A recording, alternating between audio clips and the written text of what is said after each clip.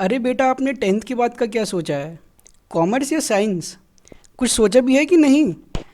पता नहीं अंकल, कुछ समझ ही नहीं आता। कॉमर्स लूँगा तो दोस्त मुझे बुद्धू समझेंगे, और साइंस के लिए मेरा शायद इंटरेस्ट ही नहीं है।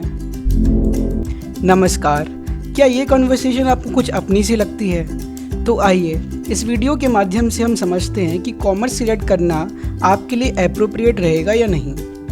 जो भी पेरेंट्स और स्टूडेंट्स मुझे सुन रहे हैं, मैं जानता हूँ कि उनके लिए ये बहुत ही क्रिटिकल टाइम है डिसीजन लेने का।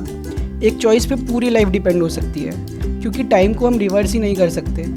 तो स्टूडेंट्स, क्या आपको मनी के बारे में पढ़ने का मन करता है? Do you have that anxiety to know how money is created in a country?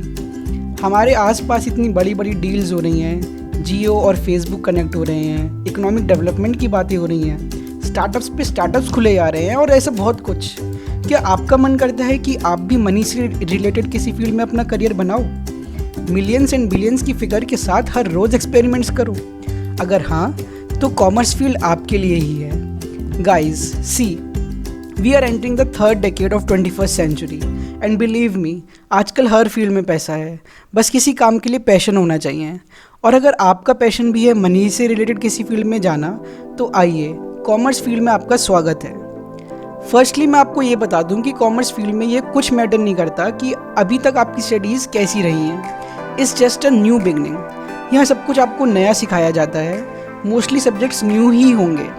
तो ये मैटर नहीं करेगा कि आपकी क्या मैथ्स वीक थी या आपको एसएसटी बोरिंग लगती थी। तो कॉमर्स अगर आप सिलेक्ट करते हो, आपके 11th एंड 12th में सब्जेक्ट्स होते हैं accountancy, business studies, economics, English, and then आपके पास चॉइस होती है फिजिकल एजुकेशन और कंप्यूटर्स में।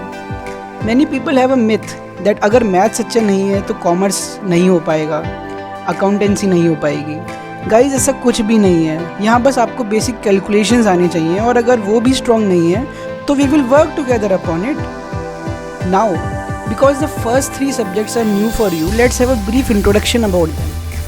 Accountancy subject teaches us how to prepare the financial results of all types of business organizations like partnership firms, companies, small businessmen and even the schools and clubs।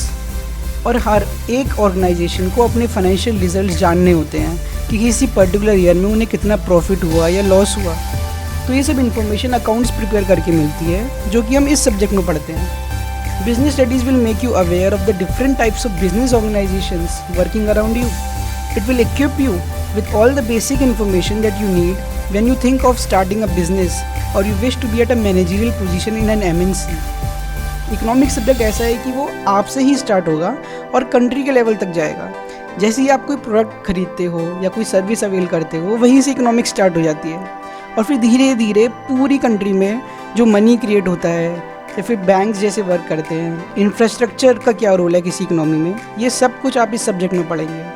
Now let's talk about the career options in this field, which is the most important reason for which you might like to enter this field. Well, CA course तो definitely आप सबने सुना होगा, तो सबसे पहले इसी के बारे में बात कर लेते हैं। गाइज, हाँ, undoubtedly it is the best course to pursue after class 12th commerce. और पता है इसका क्या रीज़न है? Firstly, if you wish to do a respected job, this course lets you accomplish that goal, as the highest package that have been recently offered to a CA fresher is 45 lakhs per year by Reliance Industries। चलो मान लिया कि highest के लिए first attempt में भी clear होना पड़ता है, तो लोएस्ट पैकेज ही देख लो।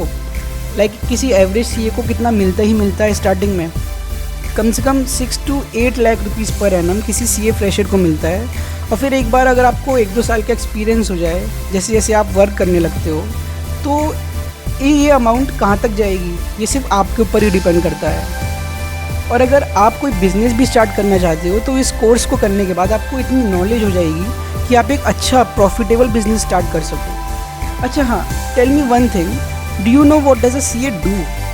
Well, the list is quite long, but main work किसी सीए का होता है ऑडिट करना। Like अभी I told you that all business organization need to know their financial results at the end of each year।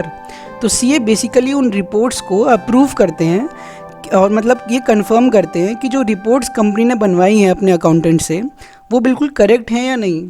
फिर उसके basis पे company की टैक्स लायबिलिटी कैलकुलेट होती है, या फिर बैंक्स लोन देते हैं कंपनीज़ को, etc etc. Well, CA करके you can get yourself a government job too. In banks, government companies, everywhere there is a requirement of CA. You know what?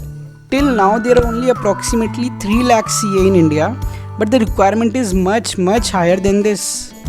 Well, this course is such a huge topic to discuss.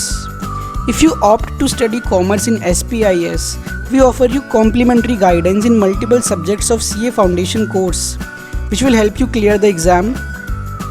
बाकी अगर आप CA नहीं बनना चाहते तो और भी अच्छे करियर ऑप्शंस हैं like MBA, financial advisor, financial analyst, investment manager, banking etc. I hope now you are not new to the term commerce, and if you believed that this stream is for weak students, this perception must have also changed. Rest, we will keep updating ourselves as we meet in the classrooms. Wish you all the best for a wise choice.